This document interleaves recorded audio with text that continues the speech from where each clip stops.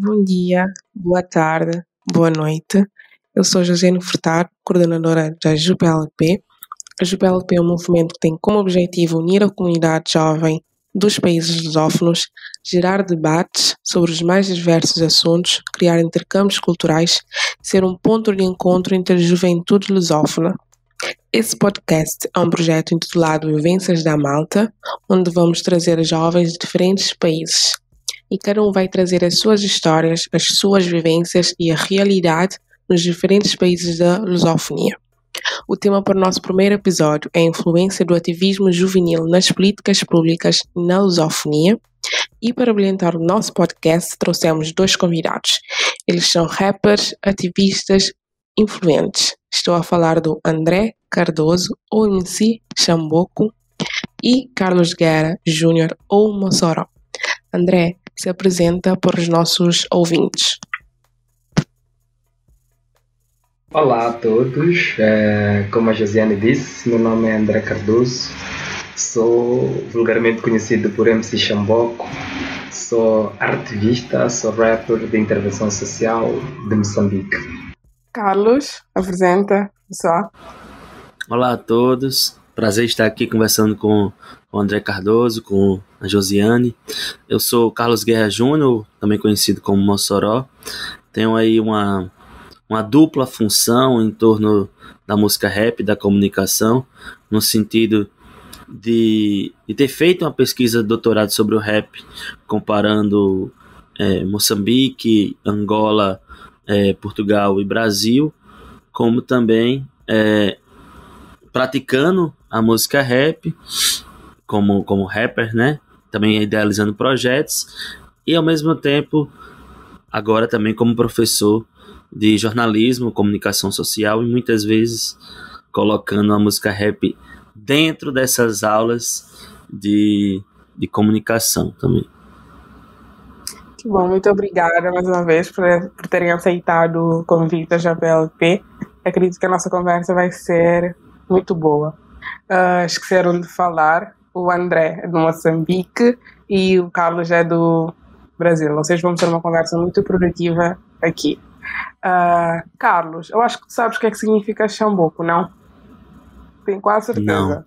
Não. Ok, então André explica para o Carlos. Eu também não sabia, mas agora já sei. O que é Xamboco? Porquê do MC Xamboco? Xamboco é aquele instrumento que a polícia usa, uma espécie de uma vara que serve para bater nas pessoas. Aquele instrumento que eles usam. Não sei como vocês chamam aí no Brasil, Carlos. Acho que é cacetete, é isso? É isso aí. Aqui é cacetete. Aqui nós chamamos isso de Xamboco, então eu sou isso aí. Sou esse instrumento aí. Aqui em Cabo Verde a gente diz manduco. Sim, acho que é manduco. Não, aqui é cacetete. Sim. E por que desse nome? Qual foi o objetivo desse nome? Bom, inicialmente esse nome surge a partir...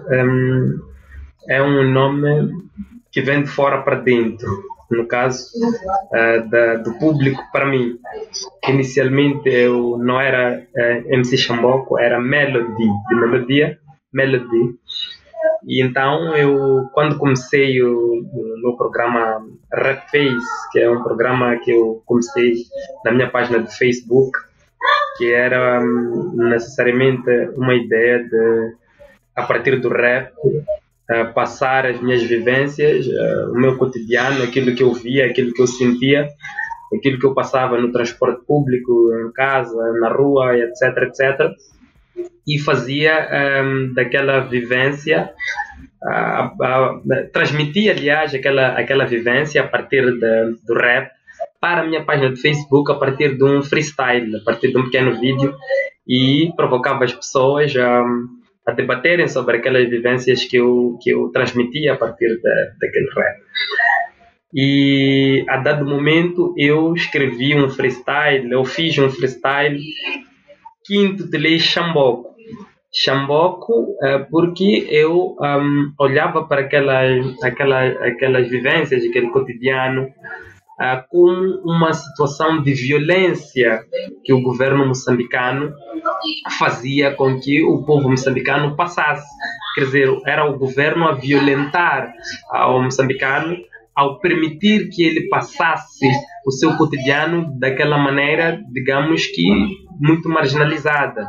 Então eu considerei isso um chamboco para o povo. No entanto, quando aquele freestyle ele viraliza, as pessoas começam a ter acesso, começam a consumir aquele freestyle, as pessoas cruzavam comigo e não me chamavam por Melody, chamavam-me por Chamboco. Ei, é o cara do Chamboco. Ei, Chamboco, como vai? Ei, Chamboco, Chamboco, Chamboco, e ninguém mais chamou-me por Melody. Acabei dizendo, não, se o povo está me tratando por Chamboco, apelidou-me por Chamboco, deixa eu incorporar e deixa eu ser o que o povo quer.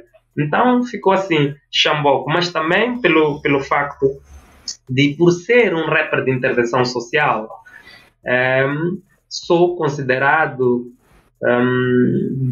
pela elite política como um indivíduo do contrapoder.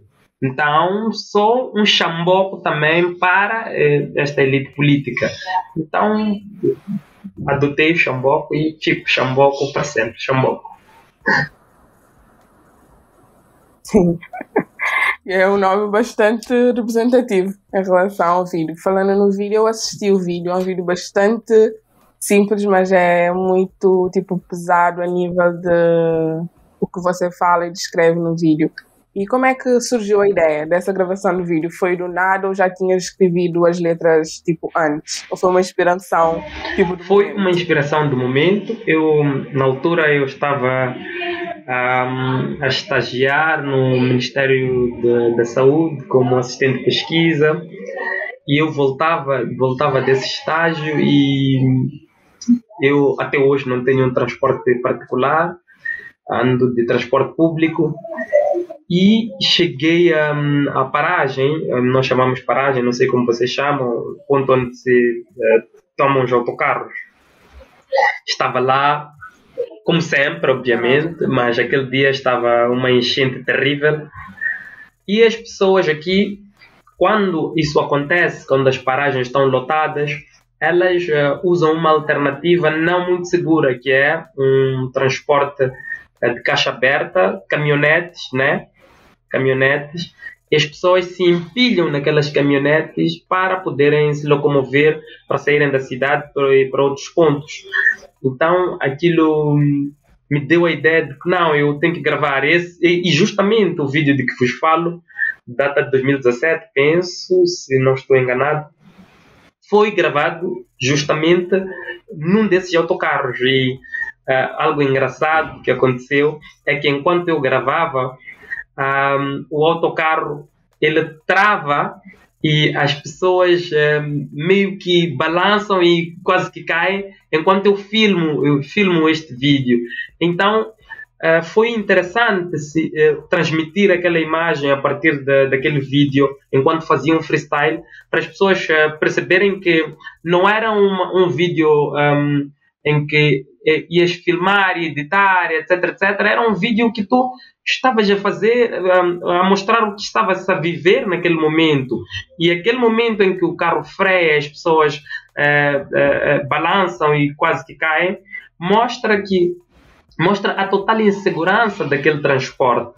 Então, falo também nesse vídeo de outras situações, mas simbolicamente a questão de eu estar naquele transporte de caixa aberta e a falar sobre situações que são uma violência para o povo, que são um chamboco para o povo.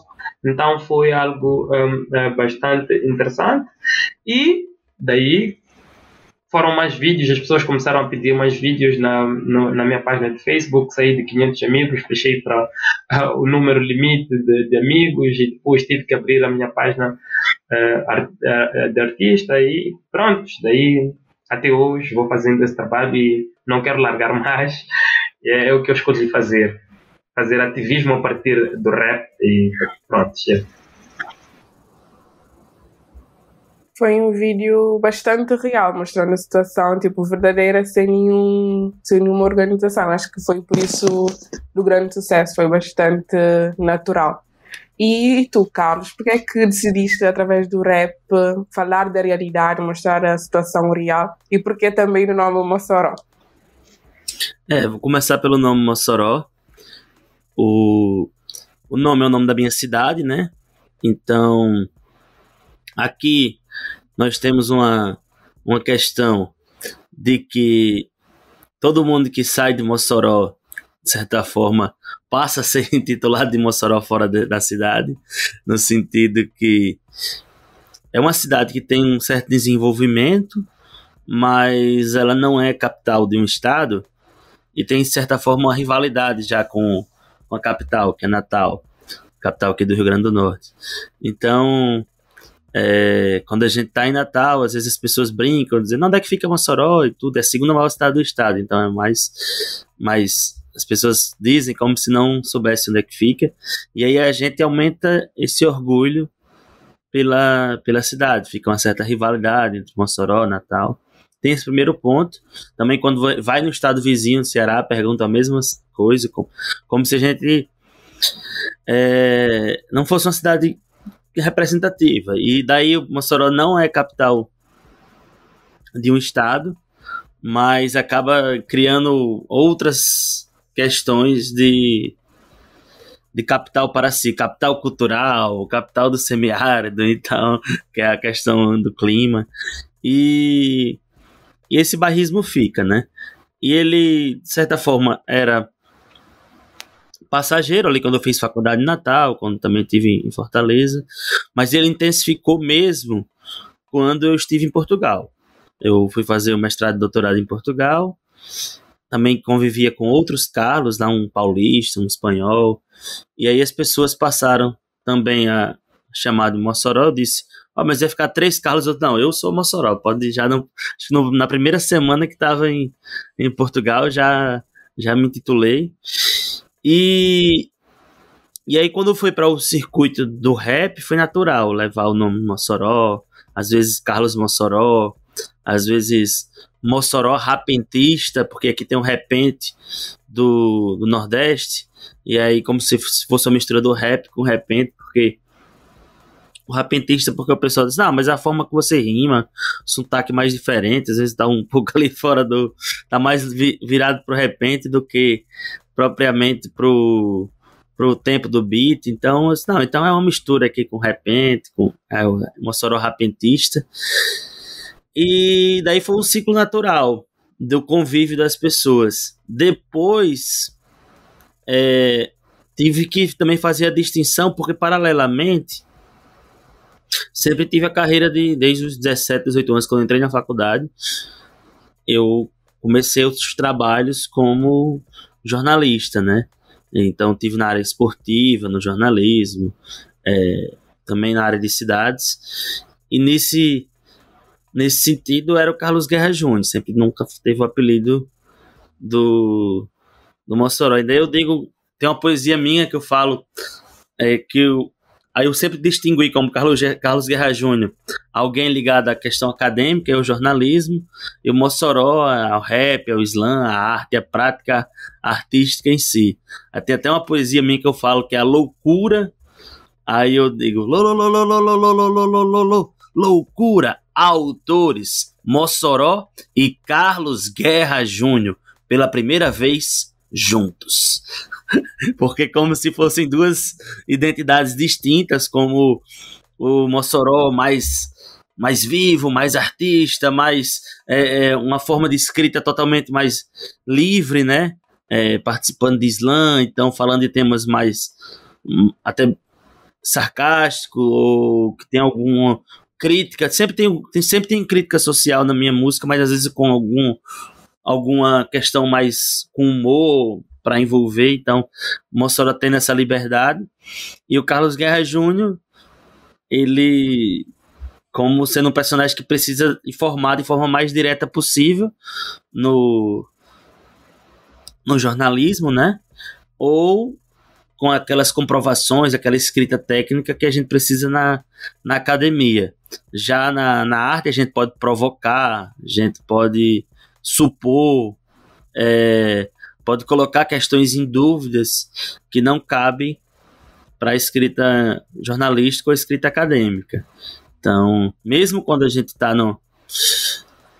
trabalhando num mestrado sobre a música rap ou sobre um doutorado na música rap, como eu fiz, a minha orientadora dizia, olha, você vai estudar um tema um pouco fora da caixa, um pouco fora dos padrões que tem aqui, e o rigor é duplo, é 2 vezes mais. Você não vai ter essa fluidez que tem na prática artística. Você tem que comprovar através de estatística, através de dados, cruzar com muito mais critérios do que se você fosse estudar questões mais convencionais dos veículos de comunicação. Então, as pessoas, às vezes, quando se deparam com minha tese de doutorado, tem uma parte lá que é as tabelas de classificação dos temas mais presentes nos rappers que eu estudo, e a pessoa se depara com 10 páginas de tabela, tipo, pego toda a carreira de Azagaia de Moçambique, do MCK em Angola, do Chulage em Portugal e do Eduardo Tadeu no Brasil, e comprovo quais são os temas mais presentes através de questões estatísticas, em qual álbum o tema foi mais presente, para cruzar como sendo os temas que prevalecem na carreira deles, ou que explicam a situação política. Por exemplo, o Azagaia está falando mais de determinados temas, como a própria censura que viveu em 2006, porque foi o tempo que viveu essas censuras. Depois, em outra época, está falando mais sobre a denúncias de protestos diretamente, e isso tudo eu comprovo através de estatística, né? Esse rigor que foi mencionado pela análise de discurso. Então, quando eu estou numa escrita acadêmica, o Mossoró, mesmo escrevendo sobre rap, o Mossoró sai de cena, porque tem que ser comprovação, estatística, dados. E quando Carlos Mossoró escreve, eu posso provocar, encenar, colocar em dúvida, brincar, falar coisas que não necessariamente tem um sentido direto, mas tem um sentido indireto. São outras formas de viver, de escrever o pensamento e de provocar o conhecimento, né? Acaba que tudo isso se junta em uma teoria que o professor Boaventura de Souza Santos chama de ecologias de saberes, né? Que é juntar saberes que têm inicialmente lógicas distintas, opostas, se unem para aumentar o alcance de ambas. Então a gente acaba colocando eventos que têm a vivência do rap dentro da universidade, também passa a mostrar a importância desses temas no ambiente universitário, credibiliza cada vez mais as duas, faz com que a academia também chegue em outros espaços, os rappers comecem também a perceber que a universidade também é um espaço deles, através de estudos sobre esse campo, não é um espaço distante, quebrar essas barreiras universitárias, e tudo isso é importante através da ecologia dos saberes, né? Sim. Então, eu fiquei agora com uma dúvida. Qual é o tema, então, mais abordado pelo rap, de acordo com as suas estatísticas? Pelo rap? Não, assim, não tenho como responder pelo rap, porque assim é uma dimensão muito, muito grande. Eu pego um estudo de caso de cada país, no caso o MCK em Angola, o Azagaia em Moçambique, o Chulage em Portugal, que tem descendência cabo-verdiana, e o Eduardo Tadeu no Brasil. Então, eu tenho como responder dados específicos desses artistas em períodos específicos, mas enquanto o MCK está fazendo uma música denunciando a censura, pode ter 200, 300 outros rappers fazendo sobre outros temas que eu não conheço, né? Então é uma dimensão muito muito específica e muito grande, apesar da representatividade que esses nomes têm. Os critérios para mim escolher esses rappers foi por eles já terem vivido casos de censura em seus países, estarem fazendo um ativismo fora da música rap também, terem essa representatividade pública, serem atores políticos dentro das suas sociedades e terem uma vivência longa desde o início, quando o rap passa a ter um movimento de ativismo social. Que, por exemplo, o Eduardo Tadeu, especificamente, rapper brasileiro, o tema da violência, a violência direta, a violência policial, ela é bem mais presente na música de Eduardo Tadeu do que na música de Azaghal e MCK Postulage. Já colonialismo não se fala no Brasil. O Brasil, no início do século XIX, que acabou essa colonização direta. Então, em Angola e Moçambique foi em 1975. Então, ainda tem muita presença do colonizador português de uma forma mais intensa do que no Brasil. Então, há um tema presente. A própria guerra civil está presente, porque tivemos aí até o início dos anos 2000 em Angola, então a guerra civil está presente na música do MCK. Aí o Eduardo Tadeu fala de uma outra guerra civil, que não é a guerra civil institucional, mas que acontece no cotidiano, onde, por exemplo, uma cidade como Mossoró, que eu vivo aqui, tem menos de 300 mil habitantes e chega a 300 homicídios ao ano. Chega a um índice de ser uma das 15 cidades onde mais se mata no mundo, e não se coloca como tendo uma guerra civil de forma direta, institucional, uma guerra declarada, mas tem a guerra cotidiana devido a toda essa exclusão social, presença de facções também, e nesse sentido nós temos essa outra guerra, e é um índice que países que estavam em guerra não têm esse número de homicídios que tem na cidade como Mossoró. Então não tem um tema que possa prevalecer ao longo de toda a história do rap, mas pode-se perceber que os temas políticos que estão presentes naquele momento em cada um desses países, eles refletem nas letras desses rappers, e aí a gente percebe essas ligações. E aí algumas ligações históricas também são percebidas, como apagamento étnico, apagamento identitário e etc. Então, é mais ou menos por aí. Sim.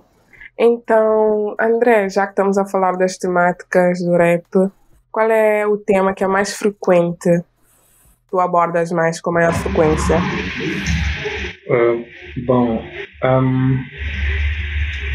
É um pouco difícil dizer um tema que eu abordo mais com frequência, né?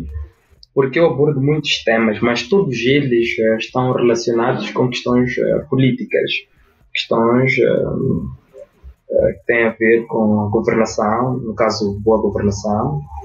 Então, todos os temas que estiverem ligados a isto, eu abordo.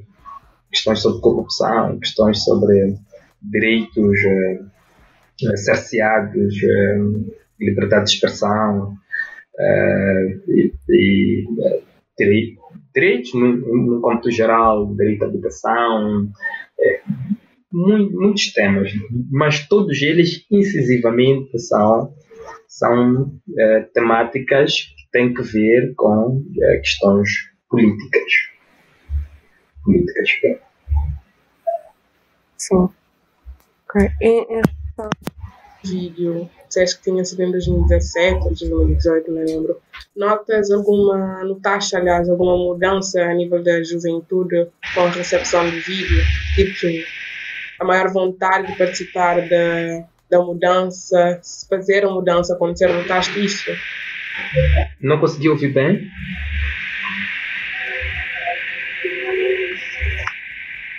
desculpa. O meu fone não estava muito bem. Posso fazer uma brincadeira aqui nesse sentido dessa pergunta? Pode. Essa questão da análise de discurso que eu fiz especificamente com os rappers, que eu transformei a carreira deles em tabela, porque assim, eu peguei cada música deles, eu vi qual era, que cada música poderia ser resumida em 4 palavras-chave que resumia aquela música. E aí, o MCK, quando ele viu minha tese, ele disse, você conseguiu perceber a presença dos temas que eu ainda não tinha percebido, assim, tipo, porque eu fiz a carreira dele toda em tabela, peguei todas as músicas, fiz em tabela, e ele vai naquela escrita mais natural que tá acontecendo e etc. Então, essa questão das estatísticas, tá? 60% das músicas em álbum tal fala sobre guerra de forma direta ou indireta. 45% estão falando de corrupção, 30 e tantos por cento. Então, era uma coisa que ele foi escrevendo, mas ele não tinha parado para colocar em estatística. Então, por isso que o André disse, não tem, provavelmente tem, mas tem que chegar outra pessoa, pegar a carreira do André, calcular também toda, fazer essa análise de discurso, pegar as palavras mais presentes e depois fazer essas estatísticas. Foi mais ou menos por aí que o MCK, quando se deparou com a tese, comentou. Sim, porque eu acho que como nós estamos de fora, conseguimos ver, não, ele fala muito sobre isso, não, ele fala muito sobre aquilo lá. Mas quando eles estavam a fazer como disseste, tipo, é tanta música, tanta escrita que nem sabem que tem um determinado tema específico que eles abordam muito. Por aí mesmo. Depois alguém orientando aí, eu vou dizer, olha, pega lá a carreira dele e daí faz essa estatística pela análise de discurso e percebe quais são os temas mais presentes. Isso é que é o mais interessante, né? Isso é que é o mais interessante, porque tu como artista, tu fazes o teu trabalho de artista, de escreveres aquilo que vives, aquilo que sentes. O acadêmico tem esse trabalho de olhar de forma distanciada, né? Então ele tem mais essa perspicácia de dizer que não, como o Mossoró estava a dizer, o André, todas as músicas que eu ouvi, ou da EP Chamboco das Dívidas, a EP que vai sair agora, Segredo do Estado e todos os outros freestyles que ele já lançou no seu Facebook, a temática que ele aborda, 30% é sobre corrupção, 20% ele aborda sobre reivindicação de direitos juvenis, direitos básicos, etc, etc. E essa ecologia de saberes, como estava a dizer o Mossoró, que o professor Boaventura de Sousa aborda, que torna a coisa mais interessante, penso. Sim, tem um olhar mais crítico. Conseguem ver pormenores que, se calhar, vocês, quando estão a escrever, não conseguem, notar. Bom, eu tinha-te perguntado, André, qual foi a diferença que notaste, como o teu vídeo fez muito sucesso, muitos jovens chegaram em ti e tiveste que abrir o teu Facebook. Notaste alguma diferença da juventude, pelo menos ao teu redor, em querer estar mais ativo na mudança, em querer participar e impor as suas insatisfações com o documento em Moçambique, pelo menos ao teu redor? Sim, vivamente. Sim, vivamente. E com muita felicidade, porque quando eu comecei a fazer esse rap, tive muitas dificuldades, porque estamos num país que é um país de muita censura, um país difícil para as pessoas que fazem esse tipo de música crítica.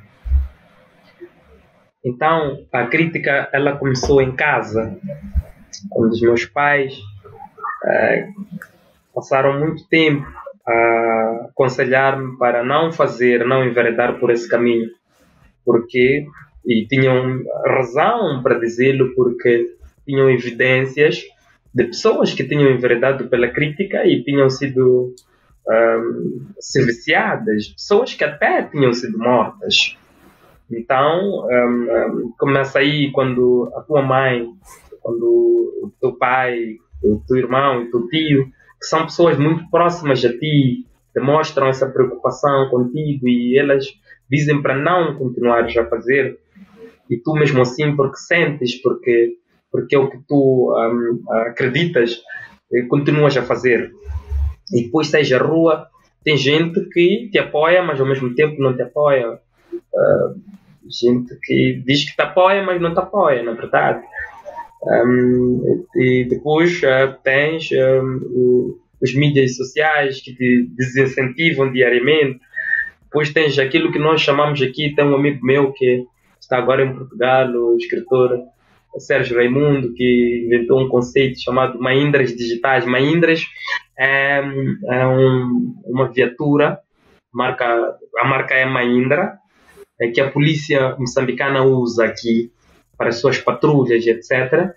E então ele usou esse conceito da viatura Mahindra que passa para fazer patrulha, para fazer o controle, para o digital, porque existem aqueles académicos controlados pelo poder político, pelo sistema, cujo seu trabalho é estarem nas redes sociais, nas mídias digitais, a desincentivarem as pessoas que protestam por essas vias, não é? Então, em todo lado, tu tens muita gente a dizer que o que tu fazes não é algo profícuo, não é algo que vai te levar a um bom porto. E não só dizem a ti, como quando dizem a ti, usam-te a ti como um exemplo, como a pessoa que está no auge, a pessoa que tem o poder de fazer ecoar a voz de todos aqueles que não conseguem dizer, e ele consegue dizer isso. Então, se falam comigo, estão a falar com todos os outros que não só intentam fazer, mas aqueles também que fazem, então desincentivam. Então, quando eu ultrapasso esse período quando as pessoas percebem, na verdade, que falando com este indivíduo, perseguindo este indivíduo, ou fazendo o que quisermos com esse indivíduo acredita naquilo que faz, ele não vai parar, continuará a fazer.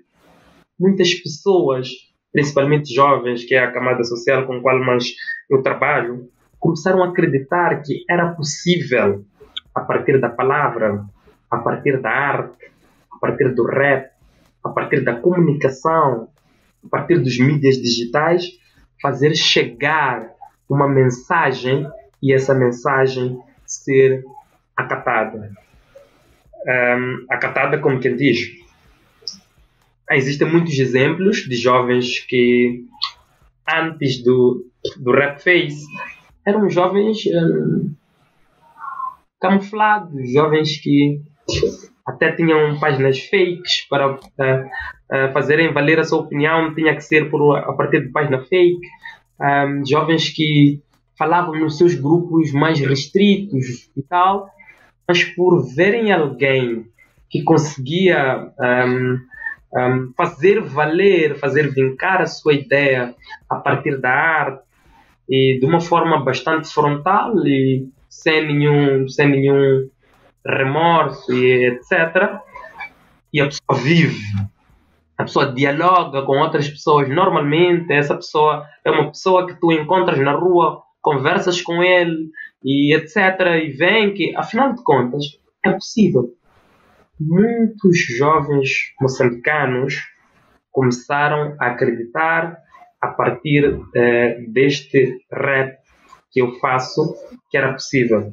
Conheço jovens que começaram a fazer rap de intervenção social, ou jovens que já faziam, que não faziam nenhum tipo de rap, começaram a fazer rap de intervenção social por causa do MC Xambó.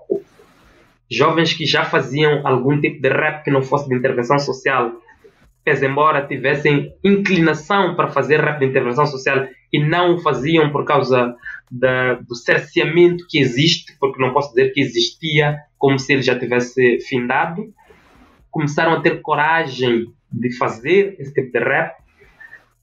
Quando eclodiu a situação, não sei se vocês sabem, eu acredito que saibam, quando eclodiu a situação do terrorismo em Cabo Delgado, houve campanhas aqui em Moçambique de solidariedade para com as pessoas de Cabo Delgado, e uma das coisas que eu fiz juntamente com uma amiga minha que também é ativista chamada Cídia Chisung foi criar uma campanha de artistas ou de pessoas que faziam rap apelando solidariedade àquelas pessoas, mas também fazendo pressão ao governo para que solucionasse aquele problema.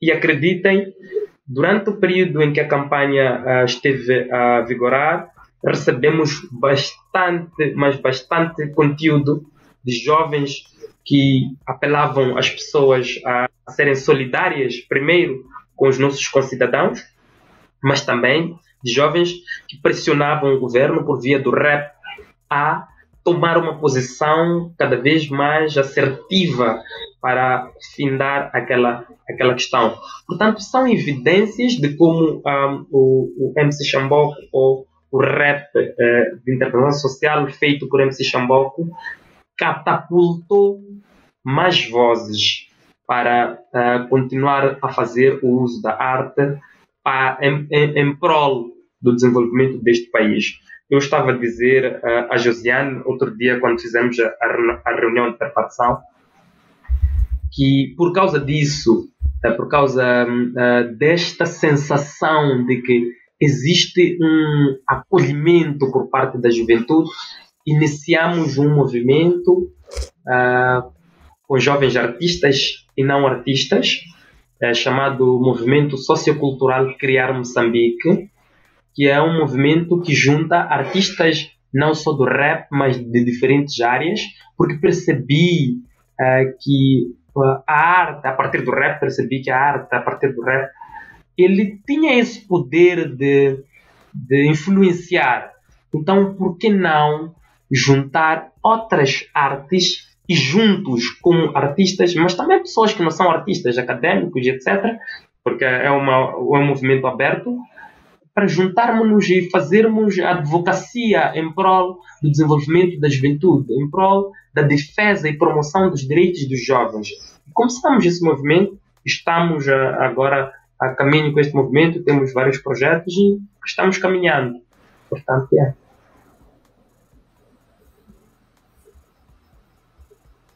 Nossa. Desculpa. Que bom. Aqui podemos ver nitidamente como é, tipo, importante o ativismo da juventude. E como disseste que tinham pessoas com páginas, tipo, anónimas ou páginas fake. Isso mostra que os jovens têm a vontade de fazer a mudança, têm vontade de participar. Às vezes têm até medo, não sabem como fazer, preferem fazer de uma forma anônima, não dando cara a tapa. E quando vem um André, tipo, estimula o pessoal a fazer isso. Isso é muito bom para vermos que podemos fazer diferença com um simples gesto. Sim, Carlos. Isso me lembrou algumas situações, como, por exemplo, na Universidade de Coimbra, nós chegamos a realizar debates com o MCK e com o Luat Beirão, né, que é o iconoclasta. O Luat, ele passou um ano preso, né, porque estava lá com mais outros 14 jovens debatendo um livro, o qual a autoria do Domingos da Cruz, que falava sobre a ditadura da democracia. Naquele caso teve 4 ativistas presos, e nós organizamos pela Associação dos Pesquisadores e Estudantes Brasileiros em Coimbra, e logo na própria ação dos eventos em si, desses 2 debates, a gente percebeu qual era um clima de tipo, chegou logo pessoas ligadas ao MPLA logo na primeira fila, né, para perceber quem eram os angolanos que estavam participando da organização desses eventos. E aí não tinha angolanos participando da organização desse evento, tinha brasileiros participando da organização desses eventos, e aí a repressão é de forma... Não tem como fazer sem a repressão em Portugal, assim, tem até uma vontade, etc. E aí cumprimenta a gente, essas pessoas que eram ligadas a MPLA, o próprio MCK tá aqui no debate comigo, ele disse, aquilo ali é que é o fiscal, né? Eu disse, é esse. Dá pra se perceber que esse é o fiscal, tipo, cara de poucos amigos, anotando tudo, e bem, tipo, na outra fala dos outros rappers que estavam, que não eram angolanos, ele até sai, só queria saber mesmo a fala do apresentador, quem era a organização e como estava a questão do MCK. E isso, algumas pessoas chegavam para mim e diziam, olha, mas manda essa pergunta, faz esse comentário. E eu disse, por que não faz você? Não, para mim é mais complicado, quando eu voltar para Angola, vou ser mais visto e etc. Então as pessoas, como um brasileiro estava organizando em Portugal com esses rappers de intervenção social, eventos, as pessoas, olha, fala isso para ele, etc. E muitas vezes as pessoas tipo queriam participar do processo, mas não participavam diretamente. Mas algumas pessoas sim, alguns angolanos, teve gente de Angola que chegou a fazer também a cobertura em vídeo, angolanos que moravam em Portugal, cobertura em vídeo, outras pessoas que também não tinham qualquer pretensão mais de voltar a Angola, também participando mais ativamente, sem qualquer receio. E ao mesmo tempo, assim, agora as pessoas que estão lá assistindo de forma, mesmo isso, a gente está falando de uma situação de Angola em Portugal, né? As pessoas participando, foi um dia chuvoso e mesmo assim a sala lotou e muita gente em pé. A maioria, sobretudo no dia do MCK, eram a maioria de pessoas angolanas. Assim, agora elas não participavam muito diretamente, mas todo mundo atento, todo mundo conhece as pessoas, todo mundo cria essa atenção. No caso do Luati, um pouco diferente, porque como a prisão dele foi muito mediatizada em Portugal, então a gente tinha um público português também muito grande. Pessoas até, teve senhoras que disseram, olha, eu vou ter que voltar a pegar um ônibus, vou ter que fazer uma pergunta agora, porque eu nunca nem pisei aqui na universidade, mas como eu vim esse rapaz que é muito corajoso, eu vim aqui falar. Então, assim, foi um público mais diverso no evento com o Luati, mas mesmo estando fora, percebeu o quanto as pessoas queriam participar desse processo. E falando assim sobre a realidade moçambicana, eu aqui de fora tive um mês em Maputo, mas também até hoje participativamente com as pessoas de músicas, grupos e etc. de Moçambique.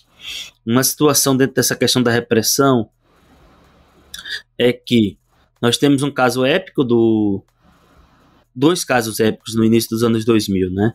Que é O País da Marra Benta com G-Profen e As Mentiras da Verdade com a Zagaia.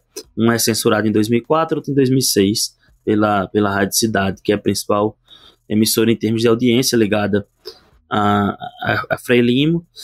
E assim, esses dois rappers, na verdade um grupo e um rapper, quando eles são censurados pela Rádio Cidade, você tem um conglomerado de mídia divulgando aquela censura e eles passam a se tornar casos épicos, eles saem de ilustres desconhecidos a referências para toda uma juventude devido a essas censuras, né? Então passam a se tornar pessoas públicas e a carreira de Zagaia depois passa a ter esse viés sempre de intervenção política. O Duas Caras do G-Profen tem uma ação também por outras vertentes da música rap, mas essas censuras elas têm uma ascensão assim nos casos, mostrando que a juventude pode participar e que era um ato de coragem muito grande, porque ambas falam da morte do Carlos Cardoso, um jornalista, aí já vai para a minha área de jornalismo, um jornalista que fazia essa investigação política, casos de corrupção de forma direta, prova documental, e ele é assassinado no ano 2000, então poucos anos depois fazer uma música que referencia o Carlos Cardoso era um ato de extrema coragem do G-Profen. O Carlos teve azar, foi o primeiro da lista, então tem essa barra, né, esse verso. Mas até hoje, o que eu percebo é o seguinte, um artigo que eu escrevi recentemente, ainda não foi publicado, mas com rappers de outras cidades, como Kelly Money, por exemplo. Uma das músicas mais fortes que eu já vi no caso de intervenção social, do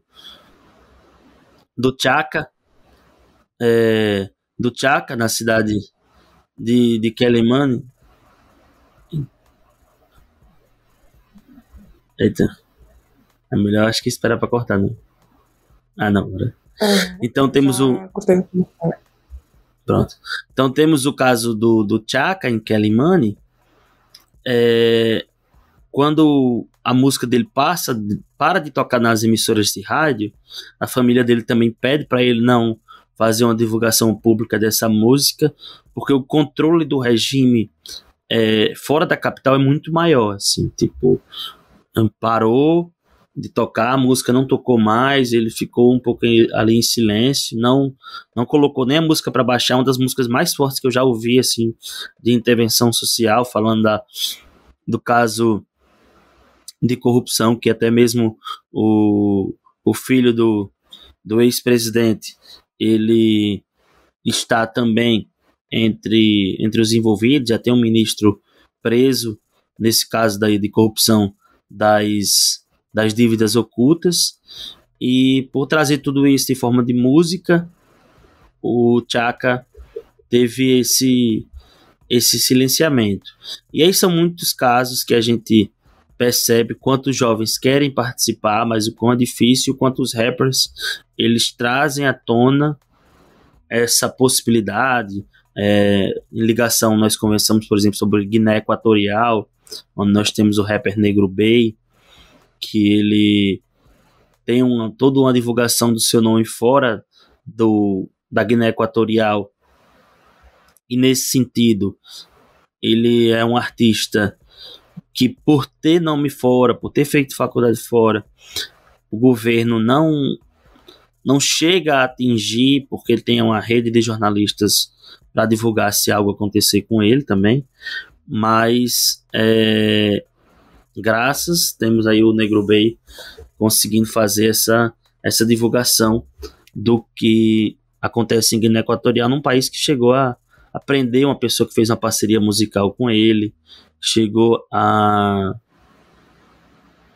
que no caso do Jamin Dog, que já fez uma parceria musical com ele, que denunciou o caso dos taxistas lá na Guiné Equatorial. Então, a nível internacional, vamos vendo essas possibilidades, as repressões e a junção.